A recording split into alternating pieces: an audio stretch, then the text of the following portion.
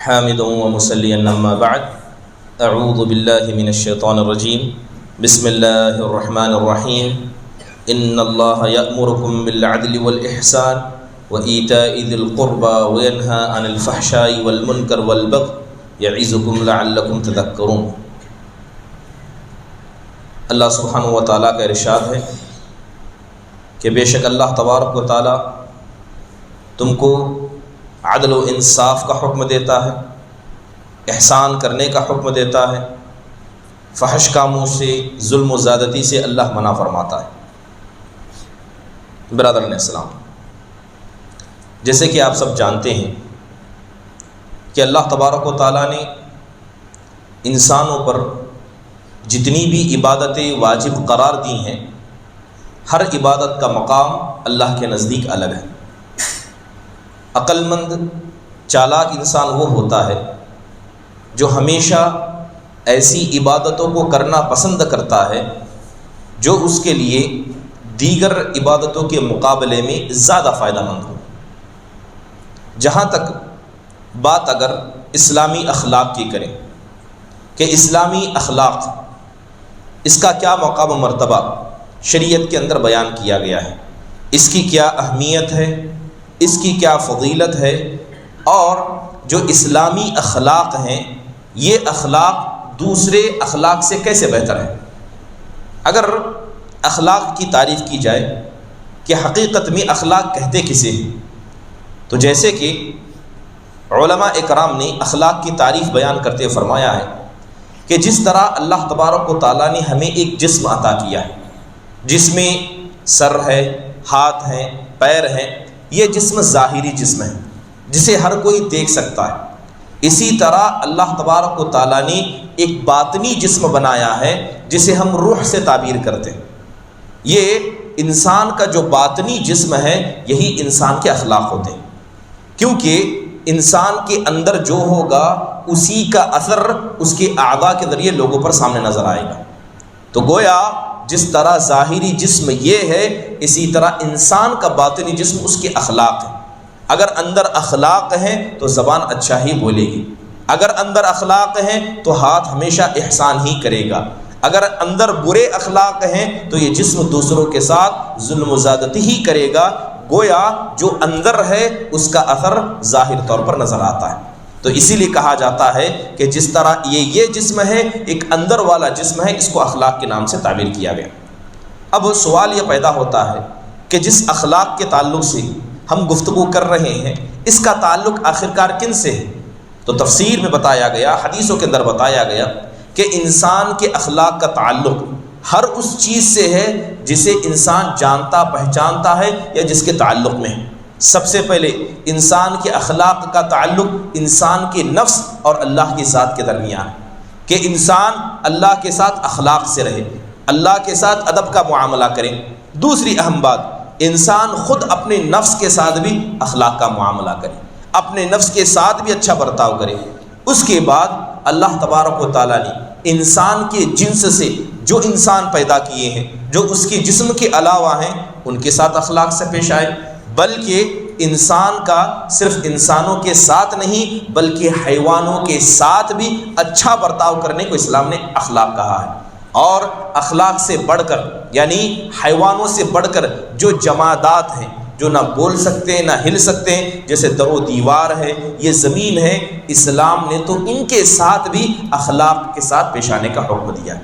تو آپ جان گئے ہوں گے کہ جب ہم بات اخلاق کی کرتے ہیں تو اس کا دائرہ بہت زیادہ وسیع ہے۔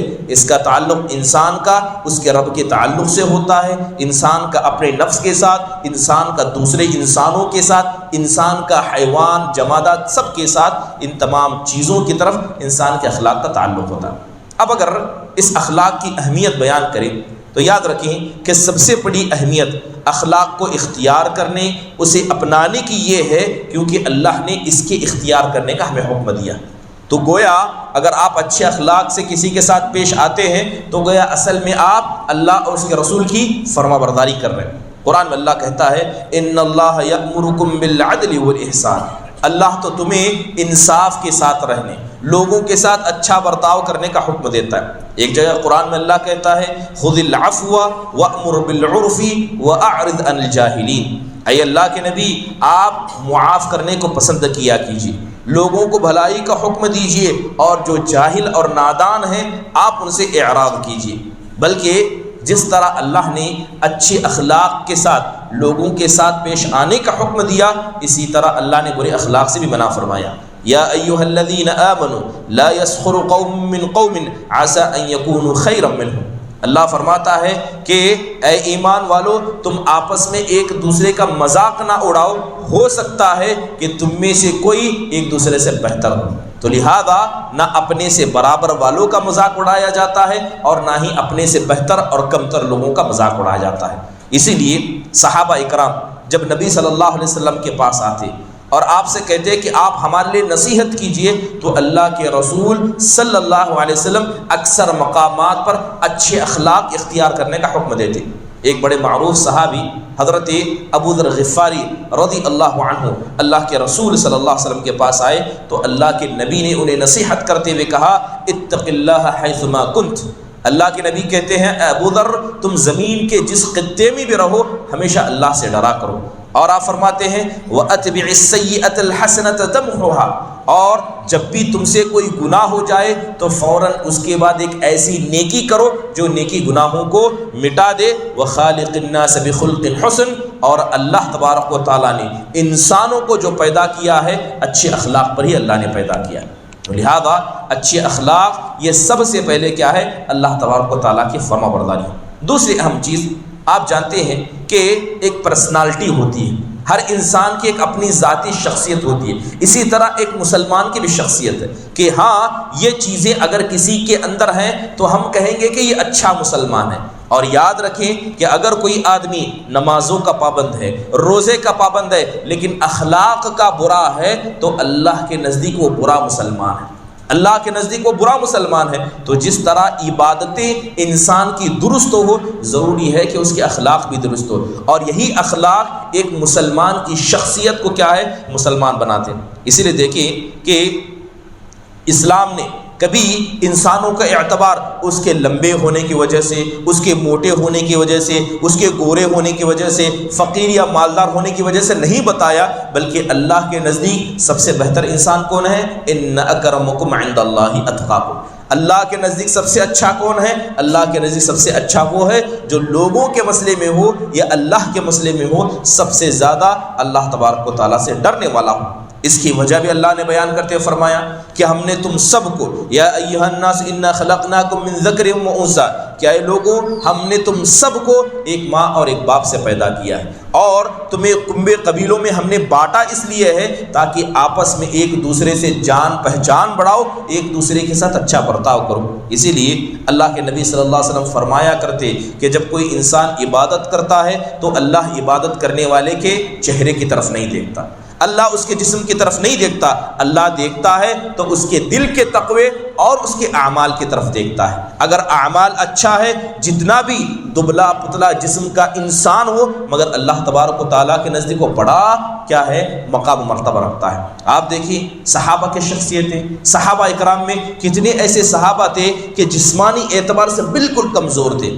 ایک بڑے معروف صحابی قاری قرآن، اتنے بہترین قاری تھے کہ ایک مرتبہ حدیث کے اندر آتا ہے کہ اللہ کے رسول صلی اللہ علیہ وسلم نے مسجد میں داخل ہونے کا ارادہ کیا، مسجد میں داخل ہونے کا ارادہ کیا تو آپ عمومی طور پر مسجد میں آنے کے لیے آپ کا ایک دروازہ خاص تھا، اسی دروازے سے ازواج مطہرات کے گھر سے نکلتے سیدھے مسجد میں داخل ہوتے، یہ صرف آپ کے لیے دروازہ خاص تھا، ایک دروازہ عام پبلک کے لیے تھا۔ تو اللہ کے نبی صلی اللہ علیہ وسلم نے چاہا کہ آپ اس دروازے سے داخل ہوں جس سے لوگ داخل ہوتے، تو لہذا آپ صلی اللہ علیہ وسلم پلٹ کر آئے اور داخل ہونا چاہ رہے تھے تو آپ نے مسجد کے باہر سے، جو چھپر کی مسجد تھی، مسجد کے اندر ایک شخص کے قرآن پڑھنے کی آواز کو سنا۔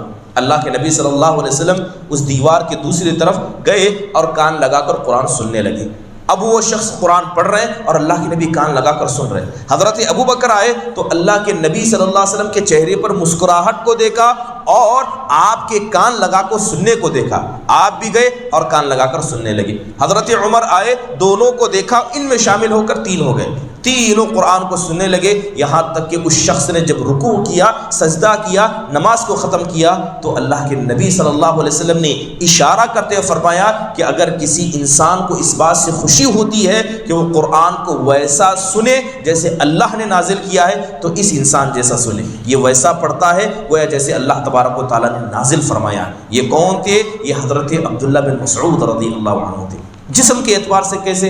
دبلے پتلے انسان، اتنے دبلے پتلے انسان تھے کہ ایک متوسط قد کا انسان اگر زمین میں بیٹھ جائے، معمولی بیٹھ جیسے آپ بیٹھے ہیں تو جتنی آپ کی لمبائی ہے حضرت عبداللہ بن مسعود کھڑے ہوتے تو اتنے لمبے تھے، بالکل پست قد، دبلے پتلے انسان۔ حدیثوں کے اندر آتا ہے کہ ایک مرتبہ ایسے جسم والے انسان حضرت عبداللہ بن مسعود رضی اللہ عنہ کھجور کے درخت پر چڑھ گئے تھے۔ بعض روایتوں میں آتا ہے کہ مسواک کے درخت پر چڑھ گئے تھے اور کھجور توڑنے کی کوشش کر رہے تھے۔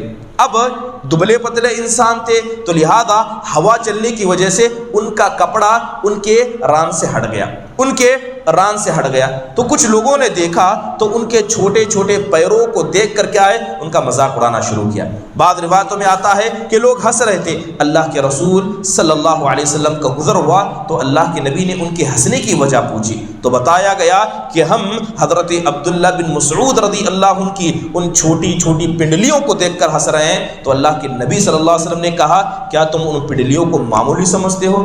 خدا کی قسم یہ دو پنڈلیاں اللہ کے نزدیک احد پہاڑ سے زیادہ بھاری ہیں، یہ اللہ کے نزدیک اس سے بھی زیادہ بھاری ہے۔ تو کیا انسان کا بڑا جسم اس کے اچھے ہونے کی دلیل ہے؟ ہرگز نہیں۔ جس کی عبادت مضبوط ہے، جس کی اخلاق مضبوط ہے، وہی انسان اللہ کے نزدیک بلند ہے، اگرچہ اس کا جسم ایسا ہو کہ لوگ اس کے جسم کا مذاق اڑائیں۔ تو ایک اچھے مسلمان کی پہچان اس کی اخلاق ہوتے ہیں، لہذا اخلاق میں اچھا انسان ہر اعتبار سے اچھا ہے، اور اخلاق کا برا انسان اگر نیکیاں کر کے آسمان و زمین کو بھی بھر دے وہ اللہ کے نزدیک برا ہی مانا جاتا ہے۔ دوسری اہم بات یہ ہے کہ یاد رکھیں یہ جو اخلاق ہیں یہ انسان کو ہمیشہ اللہ سے جوڑ کر رکھتے ہیں۔ جس انسان کا تعلق اخلاق سے نہیں اس انسان کا تعلق اللہ سے نہیں۔ اسی لیے دیکھیں قرآن میں جگہ جگہ اللہ تبارک و تعالیٰ نے جہاں ایمان کا ذکر کیا اللہ نے عمل کا ذکر کیا، کہا یا ایھا الذین آمنوا، کہا ایمان والو تم ایسا عمل کرو، اے ایمان والو تم ایسا عمل کرو۔ تو جگہ و جگہ اللہ تبارک و تعالیٰ نے ایمان اور عمل صالح کا ذکر کیا ہے۔ تو اسی لیے کہتے ہیں کہ آپ جانتے ہیں کہ ہمارے یہاں ایک بڑی بات معروف ہے کہ جس انسان کا عقیدہ صحیح ہے باقی کچھ اوپر نیچے ہو جائے تو چل جائے گا۔ یہ بات ہمارے یہاں اکثر معروف ہے کہ عقیدہ درست ہے تو انشاءاللہ ہم کامیاب ہو جائیں گے۔ یاد رکھیں یہی عقیدہ یہودی بھی رکھا کرتے تھے۔ یہودی آپ جانتے ہیں کتنی بڑی بدبخت قوم تھی، لیکن یہودیوں کے بارے میں ایک اچھی چیز یہ تھی کہ انہیں اللہ پر بڑا بھروسہ تھا، اللہ پر بہت ان کو بھروسہ ہوتا ہے۔ اس لیے یہودی کیا کہتے ہیں؟ نحن احباء اللہ، کہتے تھے کہ ہم تو اللہ کے چنندہ بندے ہیں، ہم اللہ کے مختار ہیں، اللہ نے ہم کو چنا ہے، لہذا اپنا تعلق سیدھا اللہ سے جوڑا کرتے تھے۔ یہ تعلق ان کا تھا، لیکن کیا صرف ان کا یہ عقیدہ رکھنا ان کے لیے فائدہ مند ہوا؟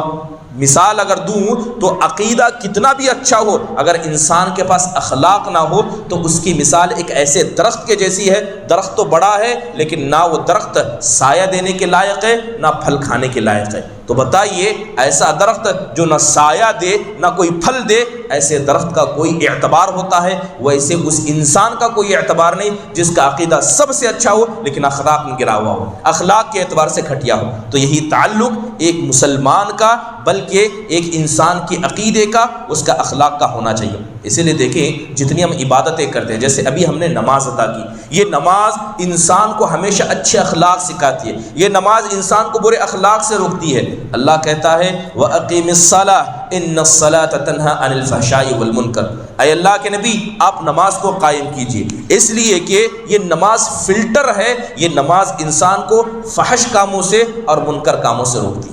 لہذا یہ عبادتیں انسان کے اخلاق کو اچھا بناتی ہے۔ گویا ہم یوں کہیں کہ عبادتوں کا صلہ دنیا میں اللہ اخلاق کے ذریعے دیتا ہے۔ اگر انسان پنج وقتہ نمازی ہے لیکن جھوٹ بولتا ہے تو سب سے بڑی دلیل یہ ہے کہ اس کی عبادت خود اسے دنیا میں فائدہ نہیں پہنچاتی۔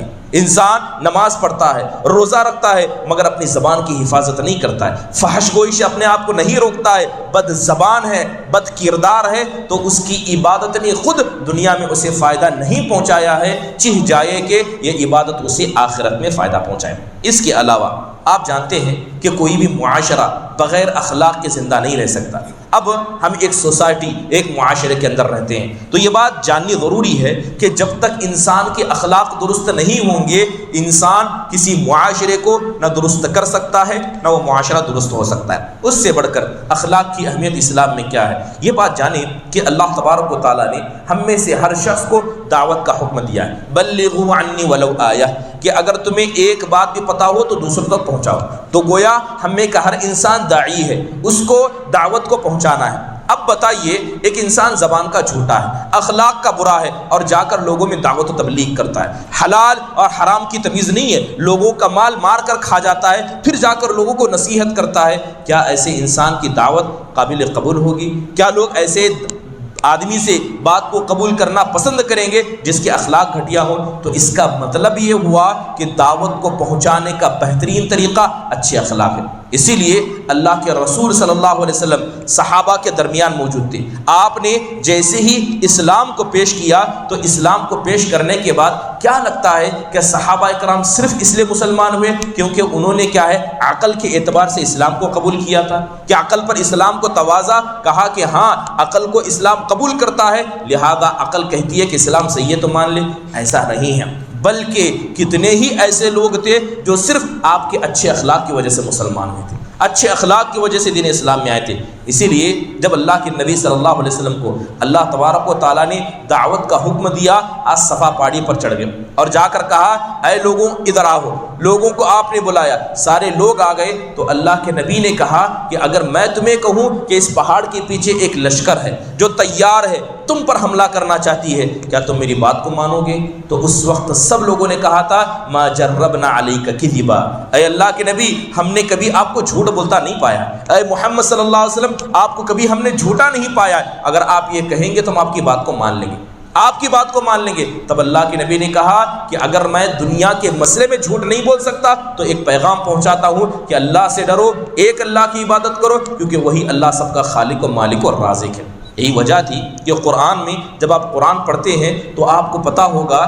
کہ یہ مشرکین مکہ آپ کی دعوت کو قبول نہیں کرتے تھے، مگر کبھی انہوں نے آپ کو جھوٹا نہیں بولا، آپ کو پاگل کہا، مجنون کہا، شاعر کہا، مگر کبھی آپ کے اخلاق پر الزام نہیں لگایا کہ آپ نے جھوٹ بولا ہو۔ اس کا ذکر خود قرآن میں اللہ نے کیا۔ قرآن میں اللہ فرماتا ہے فَإِنَّهُمْ لَا يُكَذِّبُونَكَ وَلَكِنِ الظَّالِمِينَ بِآيَاتِ اللَّهِ يَجْحَدُونَ، اے اللہ کے نبی یہ مشرکین ہیں، یہ جیسے بھی ہیں، مگر یہ آپ کو جھوٹا نہیں بولتے، یہ آپ کو جھوٹا نہیں کہتے، بلکہ یہ اللہ کی آیات کا انکار کرتے ہیں۔ یہی وجہ تھی کہ ایک مرتبہ ابو جہل اللہ کے رسول صلی اللہ علیہ وسلم کے پاس آیا اور آ کر کہتا ہے کہ اے محمد صلی اللہ علیہ وسلم، آ کر کہتا ہے کہ آپ اس بات سے نہ ڈریں کہ ہم کو جھوٹا سمجھتے ہیں، آپ کو غلط سمجھتے ہیں، آپ اخلاق میں سب سے اچھے ہیں، آپ ہمارے نزدیک سچے ہیں، مگر جو دعوت لے کر آئے ہم اس دعوت کو نہیں مانتے۔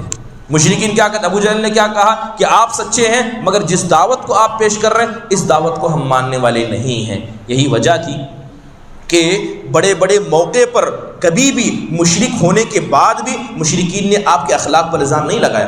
ابو سفیان رضی اللہ عنہ ابھی مسلمان نہیں ہوئے تھے، حبشہ کی طرف ہجرت کر کے مسلمانوں کا ایک قافلہ جا چکا تھا، اب وہاں پر جو ہجرت کر کے گئے تھے انہیں واپس بلانا تھا، حضرت ابو سفیان کو بھیجا گیا کیونکہ حضرت ابو سفیان وہاں زیادہ تجارت کرتے معروف تھے، تو گئے اور جا کر نجاشی بادشاہ سے کہا، حبشہ کے بادشاہ سے کہا کہ یہ ہمارے کچھ نوجوان ہیں جو پاگل حرکتیں کرتے آپ کے پاس بھاگ کر آئے ہیں، آپ انہیں واپس کر دیجئے۔ تو اس بادشاہ نے سوالات کیے تھے، بہت سارے سوالات کیے تھے، ان سوالات میں سے ایک سوال اللہ کے نبی کے اخلاق کے بارے میں تھا، تو کہا کہ جس نبی کے بارے میں تم کہتے ہو کہ وہ پاگل و مجنون ہیں، یہ بتاؤ کیا کبھی تم نے ان کو جھوٹ بولتے ہوئے دیکھا ہے؟